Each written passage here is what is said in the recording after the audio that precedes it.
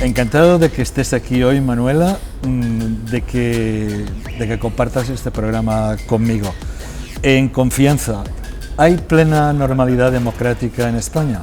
Pues yo creo que sí, la verdad. Yo creo que somos un país con una profunda democracia, una democracia buena, fuerte, y como todas las democracias buenas, tienen marrones.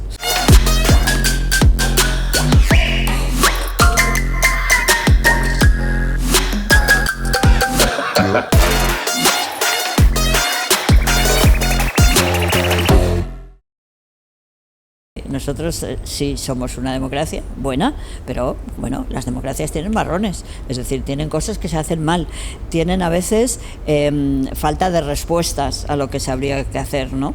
Y yo insisto mucho en un término que es el cuidar la democracia, porque yo creo que nosotros tenemos una democracia normal, es decir, con normalidad, sin duda, pero que tiene debilidades propias porque no la cuidamos como la deberíamos cuidar. ¿Por qué decidiste ser jueza? Pues mira, la verdad es que yo era abogada, ¿no? Sabéis que estaba en el despacho de Atocha, donde fueron los asesinatos de los compañeros, ¿no? Y entonces, pues cuando ya pasa todo y no sé, y vino la democracia, pues yo tenía la sensación de que estaba cansada de pedir justicia y quería hacerla yo. Y entonces pregunté, vamos a ver, ¿qué hay que hacer para hacerse juez? Porque, oye, todos los días ahí en la magistratura de trabajo pidiendo justicia, dije, pues oye, pues la podría hacer yo, ¿no? Entonces me dijeron, pues nada, tienes que estudiarte 500 temas. Y yo, pues me los estudiaré, y ya está, me los estudié y se acabó. Gran parte de la sociedad no comprende algunas sentencias, pues porque las consideran machistas, xenófobas o demasiado tolerantes con la extrema derecha violenta. En Valencia pasa mucho.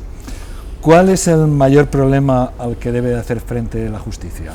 Bueno, yo creo que la justicia es muy burócrata. Es decir, yo creo que los jueces no tienen la formación que yo creo que tendrían que tener. Yo creo que los jueces tendrían que estar más relacionados con la vida, ¿no? Ese es un aspecto.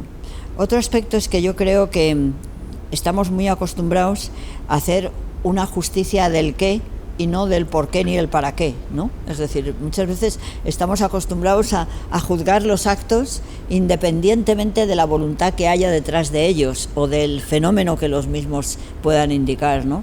Quizá esto te parezca una idea un poco obtusa, pero sí me parece que es algo que yo he vivido mucho en el tribunal, ¿no? Por ejemplo, una de las cosas que sorprende es que el delito que más se comete en España es el delito de lesiones. Lo preguntas a la gente y dices, no, ¿será tráfico de drogas? No, lesiones. En España la gente nos pegamos mucho. Es decir, aunque parezca mentira, la gente... ¿Y qué quiere decir eso? Pues quiere decir que yo creo que no tenemos una formación antiviolencia, ¿no? Entonces, hay muchas veces que cuando estás en un tribunal, el juez no está viendo más que, vamos a ver, cómo ha sido la herida, cuál ha sido la trayectoria de la bala, no se profundiza en los porqués. Y muchas veces cuando no se profundiza en los porqués es posible que las sentencias no respondan a las exigencias de la sociedad. Interesante tu visión.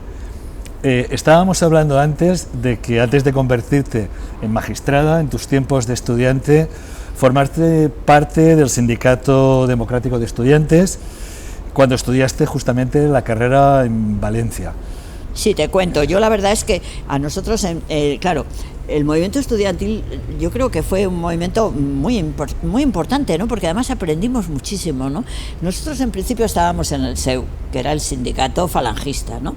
Pero claro, aquello se nos quedaba pequeño, ¿no? Y se decidió crear un nuevo sindicato, un sindicato democrático. Me acuerdo que llenamos todo Madrid de un panfleto precioso sobre qué era la democracia y tal. ¿En qué año? Pues mira, esto es el 64. 64, fíjate, 64, 63, 64, y fue creciendo mucho el movimiento estudiantil y llegó un momento que ya el régimen se preocupó y dijo esto no puede ser, y entonces en una asamblea, todos los que habíamos participado en la asamblea, pues nos hicieron una sanción y nos echaron de la Universidad de Madrid, demostrando que no hay cosa peor que reprimir un movimiento, porque al final unos se fueron a Sevilla, otros a Valencia, otros, bueno, fue mucho peor, se extendió todo el movimiento, ¿sabes? Y quedaron armaron allí amigos valencianos, que al año siguiente armaron ellos, los problemas fueron en Valencia también, ¿no? Ya. Todavía tengo, vamos, hicimos muy buenas amistades allí. ¿Qué te llevaste de mi tierra, de Valencia? Bueno, todo, me entusiasmó, me gustó muchísimo Valencia, de verdad fue una sorpresa, ¿no? Mira, yo me acuerdo que yo tenía un 600 que me había regalado mi padre y otros expedientados, nos expedientaron varios, ¿no? Y nos fuimos allí con el 600 y yo me acuerdo que cuando llegamos allí donde la fábrica de cemento, es decir, se nos estropeó además el coche y acabamos del polvo del cemento aquel tremendo, ¿no? Bueno, y de pronto llegas, estás en Valencia, ¿no? Y la ves una ciudad tan viva, porque siempre fue viva, con tanto color, con tanta luz, con tanta imaginación. A mí me encantó. Y luego además me inflé a leer Blasco Ibáñez y me gustó muchísimo. A doña Esperanza Aguirre Gil de Viedma, 21 votos. Doña Manuela Carmena Castrillo, 29 votos. En consecuencia, queda proclamada alcaldesa de Madrid, al haber obtenido la mayoría absoluta de los votos de los concejales, doña Manuela Carmena Castrillo. La política local, yo siempre lo he dicho, puede que sea la más dura, la más difícil, pero a la vez es la que te da mayores satisfacciones, la más bonita. Ser alcaldesa de Madrid, ¿te comió la gestión o hubo muchos fuegos artificiales a la hora de hacer tu día a día? Hombre, vamos a ver, a mí me hubiera gustado poder hacer muchas más cosas de lo que hicimos, ¿no? Yo tenía muy claro que había dos líneas. Una primera línea era hacer política diferente, es decir, y después hacer gestión diferente, que son dos cosas que se cruzan, ¿no? La política diferente para mí era, pues eso, el seguir yendo en el metro, el que la gente pudiera hablar conmigo en el metro, cosa que, mira, tengo unos recuerdos deliciosos de aquellas temporadas, ¿no? De yo salía del ayuntamiento y de pronto alguien en el metro me conocía, ¿se quiere usted sentar? No, si he estado sentada todo el día y tal. Entonces de pronto en el metro nos poníamos a hablar de política, 3 o 4 personas, era una cosa maravillosa, ¿no? Y eso, bueno, luego me encantaba y yo iba una vez al mes iba a uno de los distritos de Madrid, ¿no? Y yo llegaba allí y decía, no digo nada más que buenas tardes, he venido para escucharos, a ver, venga, el primero, ¿no? Entonces todas esas cosas me llenaban de satisfacción porque desde mi punto de vista era una manera diferente de hacer política, ¿no? Luego, en la gestión me he sentido muchas veces con poca capacidad de lograr pronto lo que yo quería, ¿no? Porque hay que reconocer que la estructura, digamos, de la tramitación administrativa, la estructura de la contratación pública, es realmente como unos corsés que desde luego no valen para evitar la corrupción, puesto que lo hemos visto, pero sí que es verdad que dificultan mucho la gestión, ¿no? Y hay cantidad de momentos en los que tienes que encontrar una alternativa, ¿no? Hombre, afortunadamente hay algunas cosas que lo puedes. Yo me acuerdo que una de las cosas que yo más desesperada estaba era antes el Gallinero, que era un suburbio muy grande que había aquí en Madrid, y la verdad es que la gente estaba lleno de barro aquello, y venían al Gallinero y decían, por Dios, hacer el favor de pavimentar aquello, ¿no? Bueno, era imposible, los terrenos no eran del ayuntamiento, bueno, tremendo, ¿no? Pero yo dije, mira, una de dos, o lo pavimentamos o es que yo llamo a una empresa, me da igual, y aunque me tengan después que hacer un expediente, bueno, y al final lo hicimos, ¿no? Pero es todo tan difícil, cuesta tanto, ¿no? Que eso te genera, claro, pues unos tiempos que se te van de la mano, ¿no? Porque yo ahora que pienso cuántas cosas hemos dejado a medio hacer, ¿no? Y que se están deshaciendo, ¿no? Si hubiera podido hacerlas.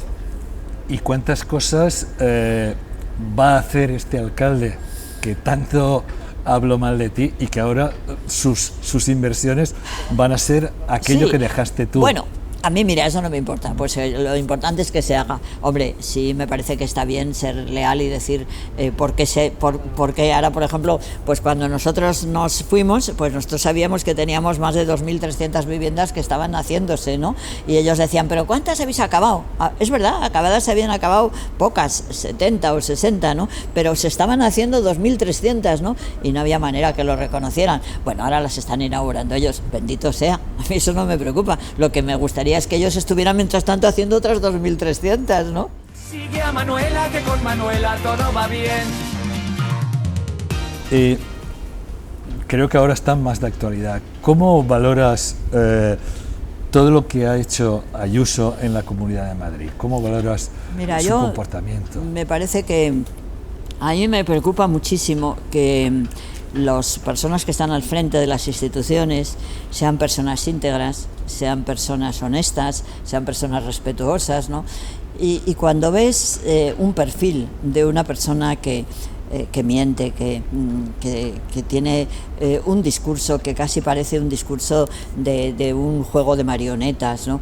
Te sientes mal, ¿no? Dices, qué pena, ¿no? Yo creo que dirigir una institución tienes que tener unas habilidades, que sepas un poco respetar a todo el mundo, ¿no? Yo creo que además un presidente de la comunidad, un alcalde, no debe ser de ningún partido. Si es de un partido, lo que no puede ser es un militante de su partido, porque cuando llegas a las instituciones no son los partidos los que mandan, son las personas que están al frente de ellos, ¿no?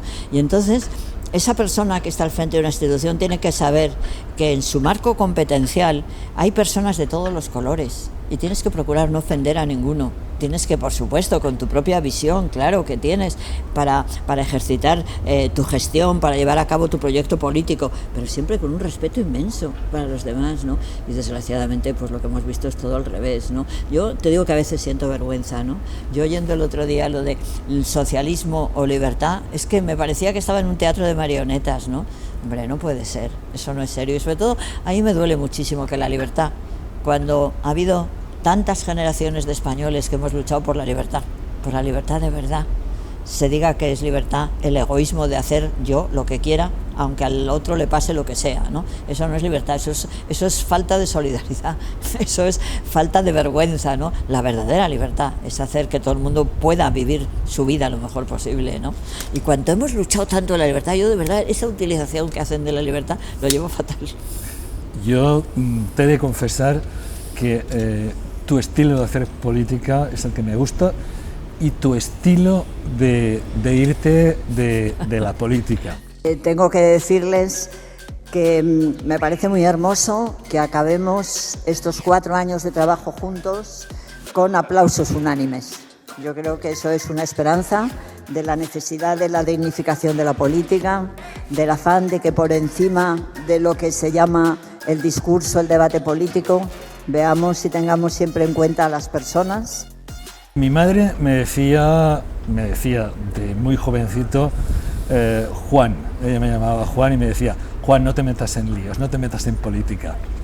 Yo evidentemente no le hice caso y bueno, pues he hecho política, evidentemente se puede hacer política desde una asociación de padres, desde una falla, desde, en fin, desde miles de puestos. ¿Alguna vez te has arrepentido de esta etapa de haber entrado en la política activa? No, he aprendido muchísimo y digamos, yo ya tenía una mochila muy llena, ¿no? Pero vamos, me la ha dejado ya saturada y entonces lo que tengo es muchísima gana de seguir reflexionando sobre eso y de seguir contándolo. He escrito un libro ya dedicado a los jóvenes en el que hablo de muchas cosas, pero ahora estoy escribiendo otro en el que trato de describir un poco cómo creo yo que debe ser una política diferente. En ese sentido, yo también me gusta viajar en metro, escuchar, pasear, y a lo mejor en un bar se habla. Y he tenido ocasión de conocer gente que lamenta que ya no estés al frente de la alcaldía. ¿Habrá otra etapa? No, yo creo que no, yo que vas cumpliendo, hombre, te quiero decir, ahí también hay un tema biológico, ¿no? Es decir, que yo te he cumplido 77 años, ¿no? Y yo pienso que tengo muchísimas cosas que hacer, pero estoy ahora muy cómoda en las cosas y estoy en este marco de que tengo, muchísimas cosas que hacer, pero no me veo volviendo a la política institucional.